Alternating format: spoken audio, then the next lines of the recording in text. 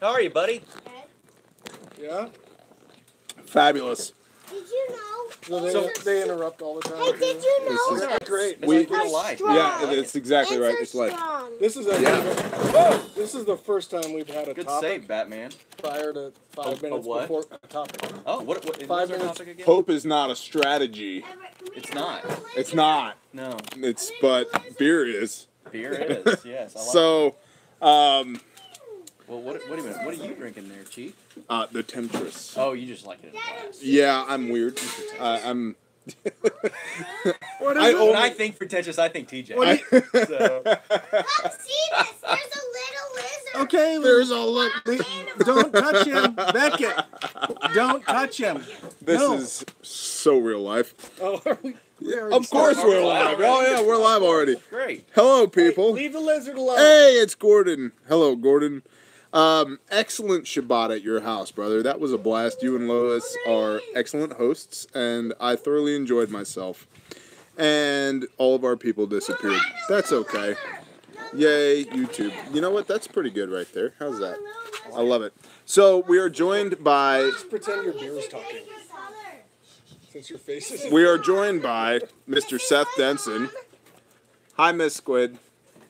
Hi. Welcome to our zoo. Thank you for having me. Yeah. Yeah. And mom, her first name's called Laura. I'm a monkey. Oh, I thought it was Mrs. No? I I'm a monkey. This is Elijah. yes, that is That baby is Elijah. Baby Elijah. I got him. He's our brother. So I like it. And, Yeah. and Okay. his, All and right, his, Talkie Tuckerson. Okay, come on, bud. I'm a monkey. And his dad. Talkie Tuckerson. okay. And his middle name is called Eli. Eli. Well, that's Victor's middle That's name, Victor's buddy. middle name, buddy. Dad. Look, I'm a monkey. Good job. All right, go ahead. All right, let's Sorry. do this thing. Sorry to interrupt. That's cool. Thank you for bringing living, breathing people here. I will get living. What are you doing? people out of here. Good. Thank you.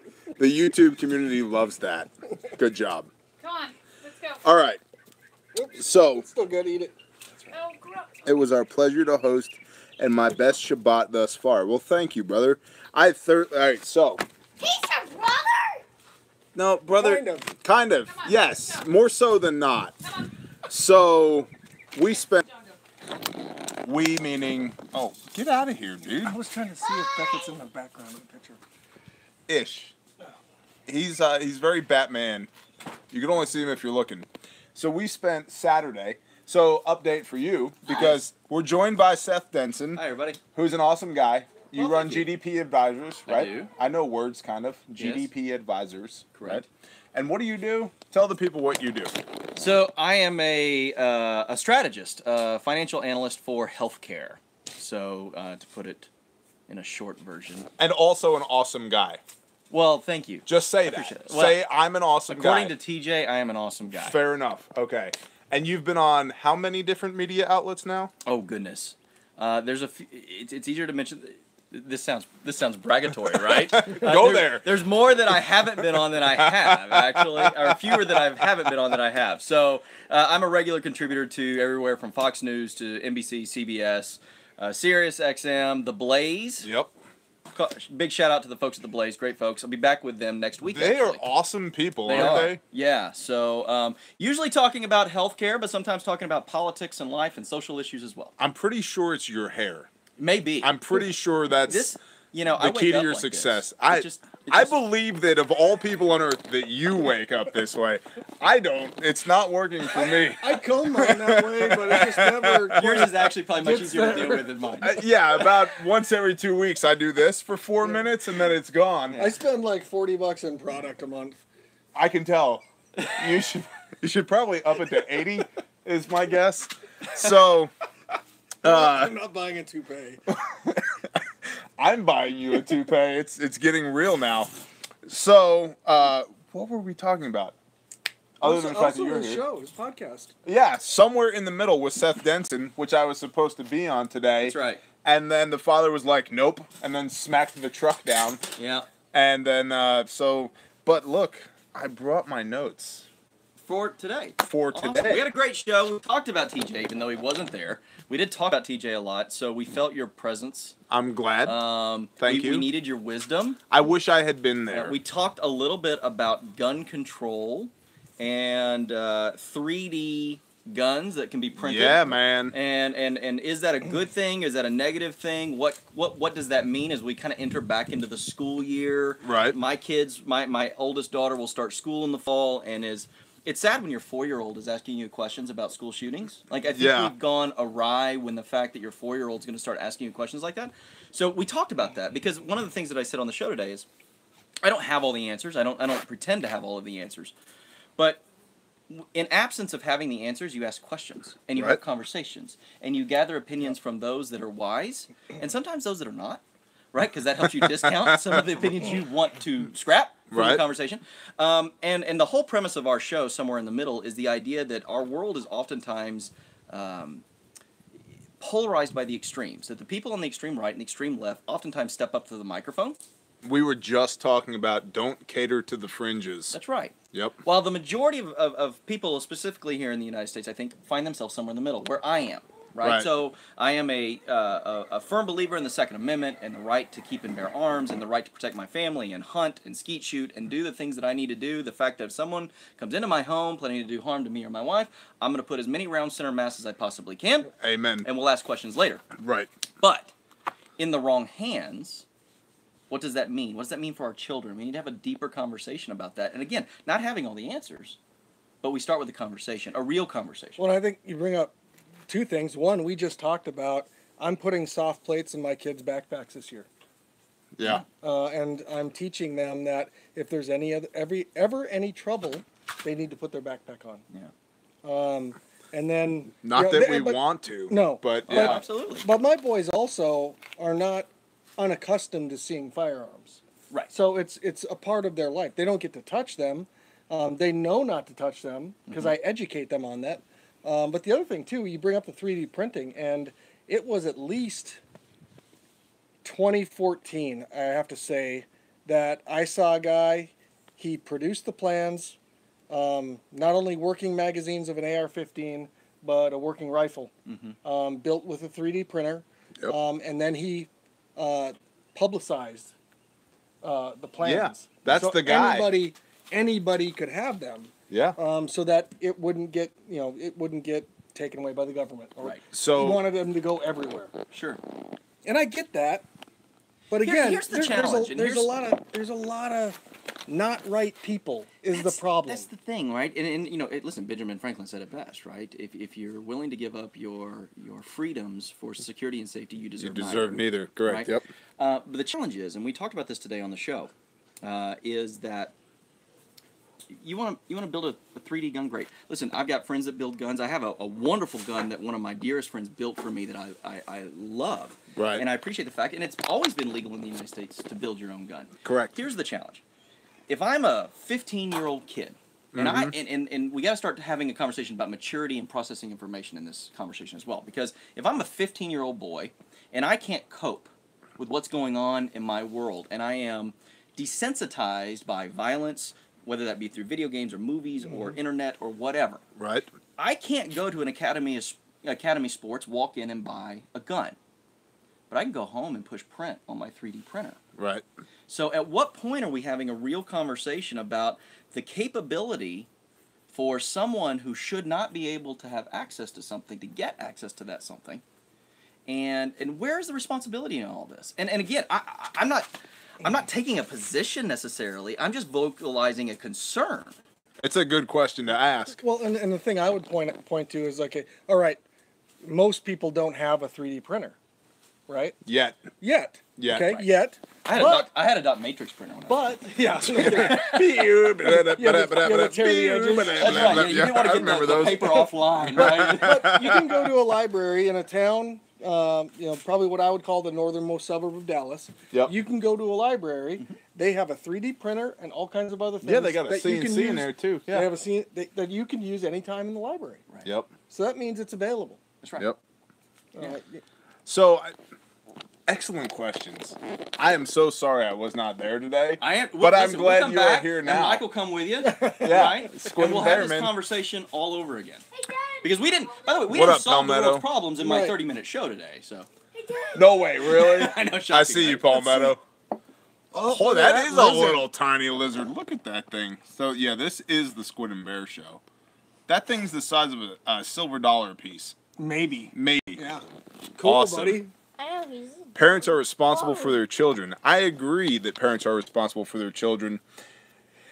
I agree. Ultimately, we'll say if you have a kid, all right, they're a child, they're under 18, you are legally responsible for them. Let's go to the what if realm. The what if realm. Your kid has an issue, right?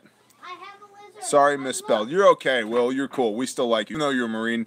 I'm amazed that you're not writing in crayon down here, but probably because you're eating them. So it's When I was okay. going to post-grad school, I used to try to get in the classes that the Marines were in because they brought the curve down. That meant I probably didn't have to study. He must have been in the Navy. Yes, he was in the.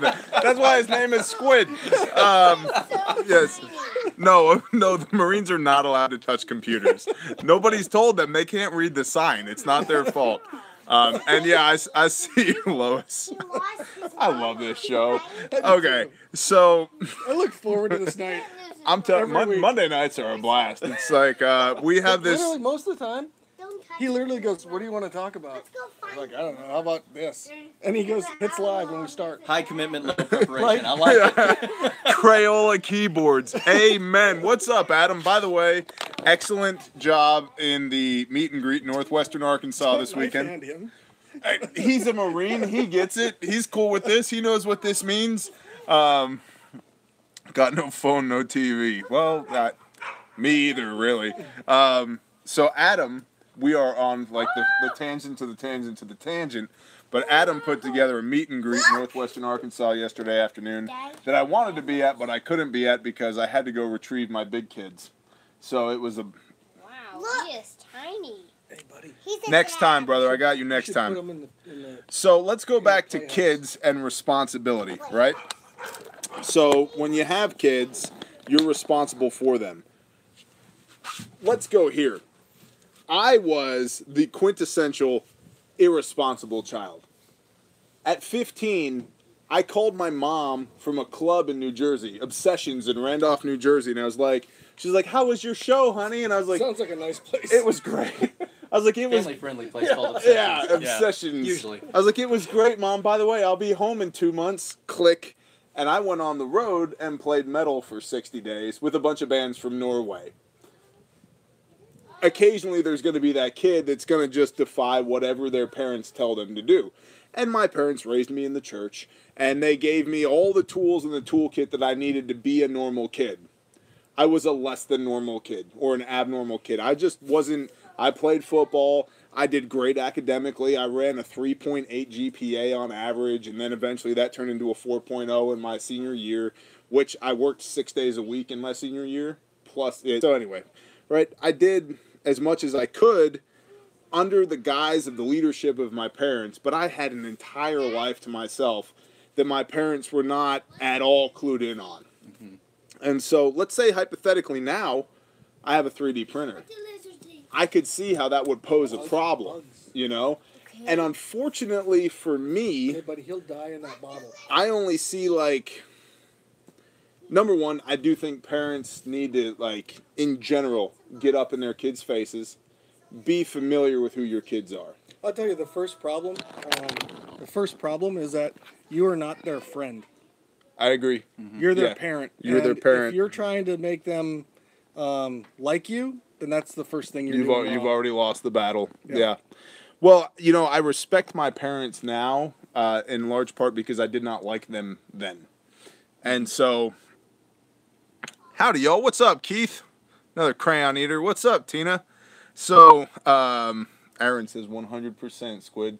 All the kids are saying 100% now. When you agree with Oh, is that something, the new you go thing? 100%. Although, I'm pretty sure he's not a kid. So my parents, how shall I say, even with them being up in my business, I still disappeared from rebel. time to time, right? And so I do think parents have an onus to society to raise people that are of, good people, that contribute to society, that have good morals, good ethics, that are squared away, that aren't a drain on society. But, where do we go with the but? Because I have, in my mind, two options. I train my kids against those people. When you see somebody that exhibits that behavior, stay away, right? And not just see something, say something, but see something, say something, act, right? Act. I want to know about it. Your principal needs to know about it. Maybe the cops need to know about it. And I would also say that's the second issue. The second issue is that people turn a blind eye to situations that they see. Yeah. Oh, yeah, Because that's they fine. don't want to deal with conflict. They don't want to get involved. It's I agree. none of my business. It's whatever excuse they want to use. They don't want to be that person of, oh, well, I'm probably just seeing something, right? And so they decide to just let it go. There's a thought percolating out of the top of Seth's head. It's about to, I can it's see about it. to It's stew, right? pulling. Send it. Because here's the thing. TJ, you talk about your parents. My parents were the same way. I knew about guns. I had a respect for guns. There was a law in my house around guns. But Right. from the time I was a kid, just like you said, I was around them. I understood them, and I had a respect for them. It was always loaded, and that's the rule, and you didn't go near it. Right. And this is the way it was. And at a young age, when I was old enough to understand and become responsible, my father would take us out and teach us how to shoot and how to respect it and all of that. Here's the problem, and this is the part that drives me nuts, especially when we're starting to see what's happening in school shootings and all of this. It seems like 2 days after one of these things happened, the parents are on camera saying, We had no idea. Now, again, I don't want to put myself in their position because I'm not there. Right. God forbid. But But shame on you for not having an idea. yeah, I agree. Right? Because if you go into they go into this kid's rooms and you go, wait a minute, there's like a 20-page manifesto on every social Right. media site. Under their bed is the opportunity to amass warfare to the crazy level, or a zombie apocalypse, whichever one comes first, right? And you say you didn't know. Pay attention. Yeah. Like my dad, I never felt that my father or my mother were infringing upon me and my privacy or anything like that, but my dad knew everything. Yeah. He knew it before I did it. Yep. So this idea that parents are so disengaged and babysit with a television screen or an iPad or video games or whatever it might be versus teaching their kids right and wrong and understanding that there are consequences to your actions. And by the way, failure is imminent. I love Well, this. and You must learn to cope with failure and rejection. That is life, Yeah. and we don't do that anymore. And here's the thing, and this is why I've seen that happen personally. It's because of the access to the internet and media through your tablets, through your cell phone, through whatever means. I walk around and just look at a couple. Look at a family eating dinner. Every one of them's face is in a phone. That's right. Yep. There's no interaction. So how are you going to know that there's a warning sign with your child? I mean, this happened. So Beck will be in second grade this year. He was in kindergarten. One of the kids in his class came up to him and said, "Hey, you should come over to my house and play." And I've got a gun under my bed I can show you. Right. And Laura calls me at work. I was traveling consulting at the time. And she calls me at work and she's like, "He just told me this." I go, "You have to immediately email his teacher or call her. Yep.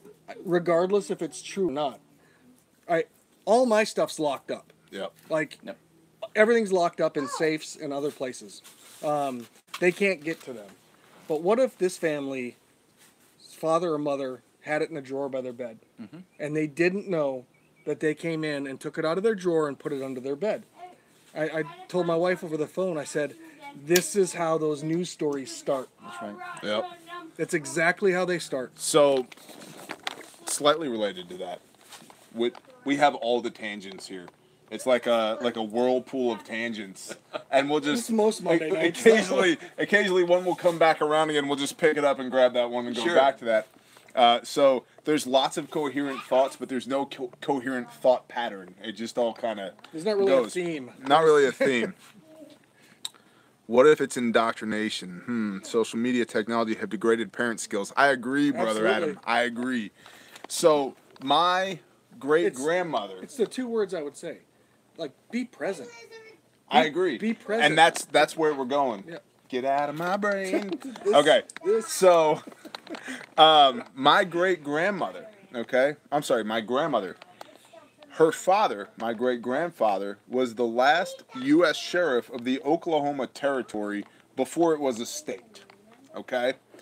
He had literally been out riding the range for 30 days, came home, and he was smoked.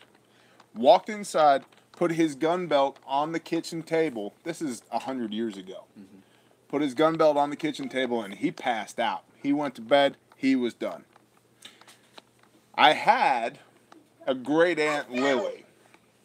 I never met her because my great-grandma and my great-aunt Lily pulled his two .45 long Colt pistols out and were playing cowboys and Indians. And my grandmother shot and killed my great-aunt Lily with my great-grandfather's pistol. What do you do? That sucks. You know what I mean? Like, that sucks. It was completely unintentional, but it was also completely... I also understand how that happens, right? And that's why, like, it's funny how things stick in your brain. I am militant about where the firearms are, what condition are they in, and who has access to them at all times. I can tell you every gun that I own, what condition it's in, and where it is right now. Hey, I found my Beretta mags, by the way. Where were they? Were you chewing on them again? No, they're in my third go bag. That's all ammo.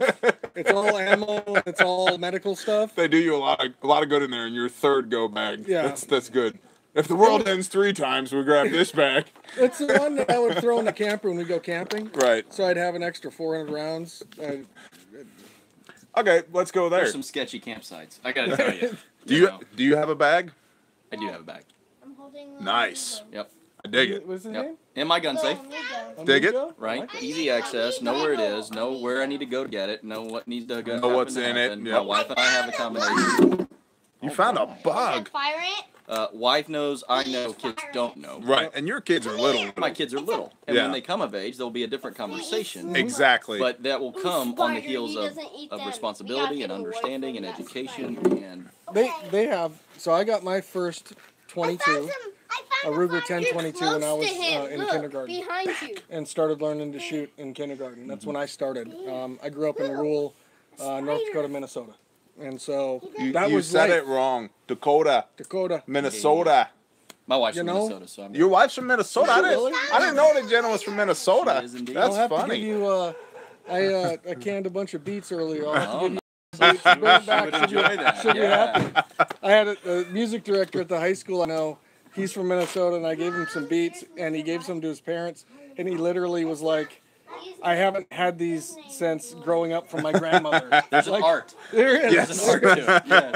Yeah. This guy right here was like, "Dude, I don't do beats," and I'm like, "Just try it." Just eat these beets. Just- And I was like, all right, it ain't going to kill me. Yeah. One time. He ate it, and he went, Yeah. "Yeah, I can eat this." Yeah, I went home with a jar of beets. Yeah. They didn't last very long. Harmony was like, what are you eating? I was like, look, get over here and eat these beets, okay? So, what Minnesota bag? Your wife is from Minnesota. You have a bag. You have kids. Kindergarten, I got my first 1022. Was taught by my father. Wasn't allowed to have it until I was much older when I would be then allowed to go get it. Hung in the back of my car when I went to school when I was in high school.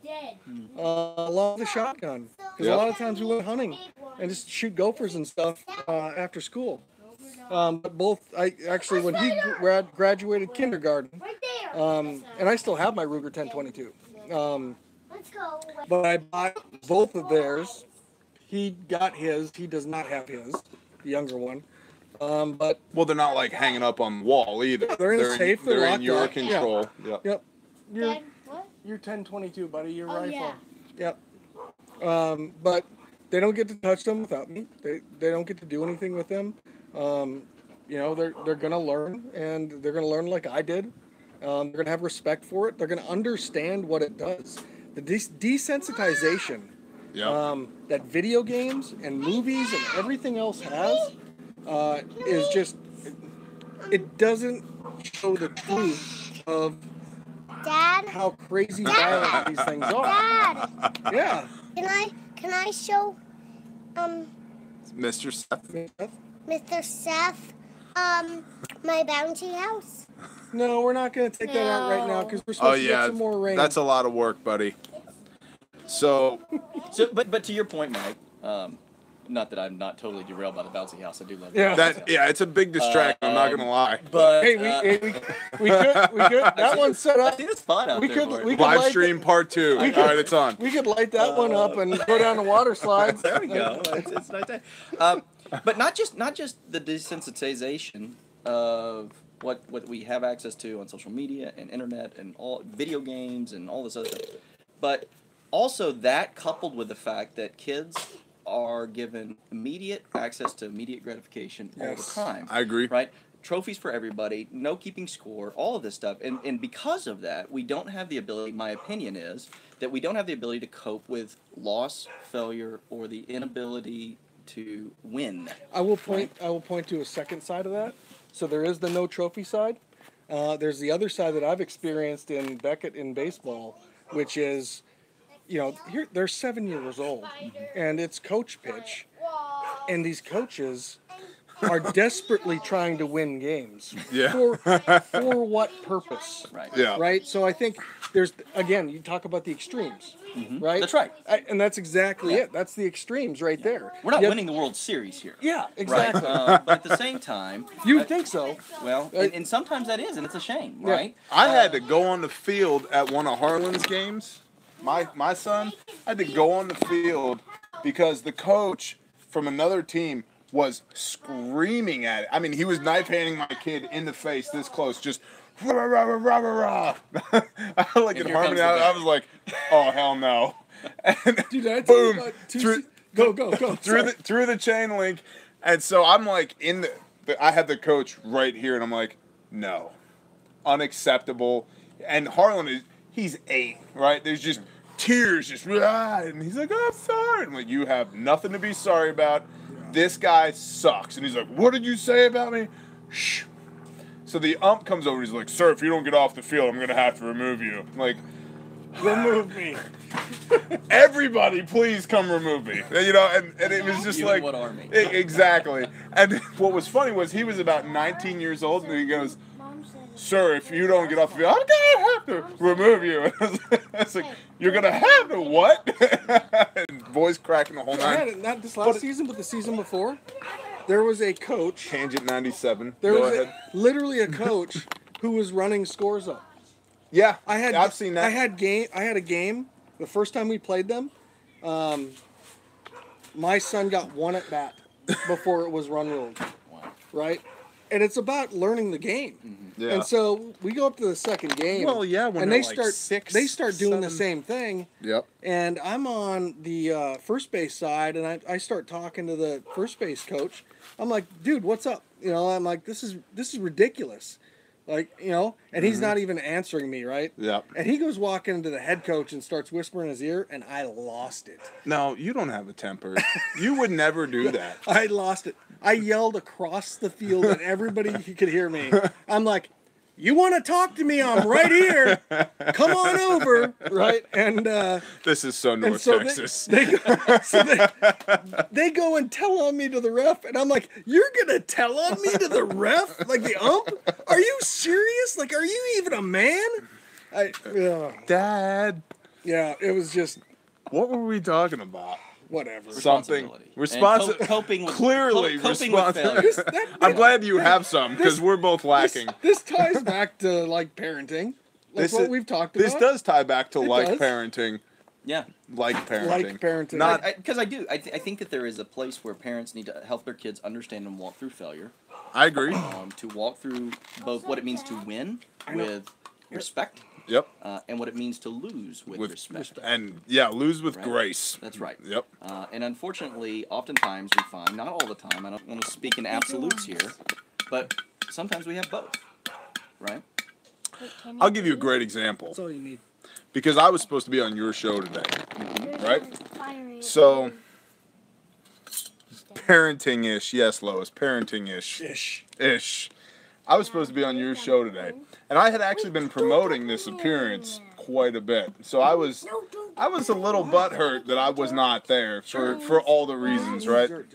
And I really enjoyed being there last time. I really did. And so I left my house in Oklahoma at 4 a.m. this morning. And I drove for 3.5 hours. To come to my show. I'm going to feel bad about it. I drove for 3.5 hours to get from my house to a supplier in Oklahoma where we get materials from. Well, hello there, Mac. I see you. Tell them we're down here. Yeah, I see you, Keith. We all know you're here. Peace and smoke to you, brother. So I drove 3.5 hours to get to this supplier. They open at 7:30. They called me Friday. They said, we got your order ready. It's good to go. Cool. So I'm pulling the trailer. I got the pickup. I get there. Nobody knows anything. By 9 o'clock, it becomes apparent they don't have my order. And it wasn't like a little order, you know. It was a significant order. So I leave there, and I'm like, all right. Just a case of the Mondays. No big thing. So, shalom, Deborah. Shalom. We need to go back. We'll come back around to the Shabbat here in a little bit. You know, we only talked about it 30 minutes ago. So I leave there. I'm like, all right, we got half the materials we need. No big deal. We'll get started. Hush you, Keith. I'm gonna quit looking at the comments. So I get to the shop. Everything at the shop is just a mess. Like total quintessential Monday morning. I've already texted you. You've already recutting drawers that were messed up Thursday. Yeah. Like just a mess, right? Just a mess. So I walk in there and I'm like, all right, cool. All I've got to do is make it till 11 o'clock. I'll get in the truck. I'll go home. I'll take a shower. I'll put on like real people clothes. And I'll drive down to Dallas. We'll go do this podcast. It'll be a blast. So I'm talking with my wife on the phone. Turn the day around. I'll turn the day around, right? And I'm talking with Harmony on the phone. And I'm like, she's like, how's your day going? I'm like, so far it sucked. But I got this podcast coming. It's going to be great. And I'm coming down the tollway. Bam. No power steering.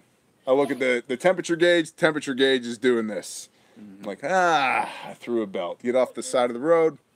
No immediate fix. And I'm like, you got to be kidding me, man. And that's when I called you. You were on a con call, texted you. You called me back. And I was like, it ain't happening, man. Well, luckily, this is why we preach having a tribe of people you can trust. So he comes, saves me. And it wasn't until 5 o'clock where I was like, you know what? I've had just a beating of a day. Just a beating of a day. But, you know, it'll be okay because I had this to look forward to. But also, conversely, we're not in Iraq. It's not 118 degrees. We're not wearing level 4 body armor. There's nobody shooting at us trying to kill us. The shop only got 98 today. The shop only got 98 today. I didn't have to eat an MRE for lunch. You know what I mean? Like, I didn't walk 12 miles today with a 90-pound pack. Like, no biggie. Like, it's okay. Yeah. And I think a lot of that, getting back to what you were talking about, is that children these days, at least in a lot of these areas, because I've done the research, a lot of these areas, if you start overlaying geographically where these school shootings are happening and these mass shootings are happening, tend to be in more coddled areas, more higher income built up areas where there are disenfranchised people. And it's almost like you have the spare time to be offended by the world. Well, you're not worried about starving to death. You're not. You know what I mean? Like, and I think it's but you can go the other direction: Chicago, Detroit, D.C., but that's gang violence. Go ahead. I think you're onto something because I think it's also about. I think it's those people whose expectations are already so high in life that failure is very easy. Failure to meet your expectations. Yeah. No, you're absolutely right. Listen, I mean, when you set the bar so high, even attaining what most people would say is success, right? You're not as successful as you need to be because you set those expectations so high. And so thank you, Squid. Is that what are you trying to do? Give me that. Bro, I'll show you how a man does it. All right. I like these teeth. Okay, just because you. What do you think wedding rings are for, man? They're for getting caught in the planer and then taking your hand off. Or bottled over. You and I live in different worlds. Greta 92. But to your point, that's right. We do. We set the bar and the expectation so high that when we don't meet it, and it's highly likely that we won't, we don't know how to cope with that. process it and manage it. There's no maturity there. So we are on the cusp of our children being the most informed generation in the history of mankind without the experience to manage that information effectively. With information at their fingertips. That's right. And here's it's like Hayden, right? He goes, oh, I need to learn how to do this. I'll just YouTube it. Yeah. That's right. Right? Like, oh, I need to learn how to fix a belt. Yep. Yeah, we were doing that earlier today. Yeah. Never mind that the belt diagram is on the radiator. Right. You know what I mean? What does YouTube say? You know? That's right. I'm glad you're here. I'm enjoying this. Are you good? Readily, Absolutely. If you run dry, let me know. Yeah. I'm getting close. That readily available. And I think, I truly think if there is ever a crisis, the biggest detriment to that crisis, if we don't have access to information, is people are going to die because they're not going to know how to do things. Are you guys trying to segue into the hope is not a strategy thing? Because you're doing a great job. Not on purpose. I'm just saying. I mean, you're really getting it done, and I'm appreciative. I actually got a counterpoint Wink, wink. What's up, Curry? I see you, man. to hope is not a strategy, actually. I definitely think it's a two-pronged approach because in a large sense, there is hope, and that is a strategy because it's not my will be done, it's His will be done. And if His will is you ain't going to Dallas today, I ain't going to Dallas today, right? You like okra? Love okra. Hope is a strategy. It's just a bad one. I see you, Palmetto. Palmetto, do you have clothes on this time, or are you doing this typing while naked thing again? You are a northerner. I love our APN family. They are awesome. We're gonna drag you to the APN one day. You're gonna love it. And All right. Yeah. We're going to do, I mean, you mentioned the APN. We're going to do a video. Probably it's going to be on Patreon, though. Yeah. But it's going to be about the concept of spider points Yes. from a micro standpoint I'm half closed. and a macro standpoint. What? Don't worry, Palmetto's not wearing clothes again. It's totally normal. It's common. It's not Yeah. AVN. It's APN. Let's be very careful about that. Well, the P is for pantyhose. Okay. It's not. You can't help it. The P is silent. The Arkansas Pantyhose Network. You didn't know? 8-inch spiked heels. Oh boy. Hi, Sister Francis. I swear we still love the Father and He still loves us. It just got a little weird right when you got here. As it commonly does. Hello, Adam. Yes, we still see you. What are you wearing? All right. What? So hope is a strategy. Hope. I'm gonna get us back on the. Thank you. tracks. I'm glad you are here with that excellent hair and that brilliant brain of yours. Appreciate that. Yes.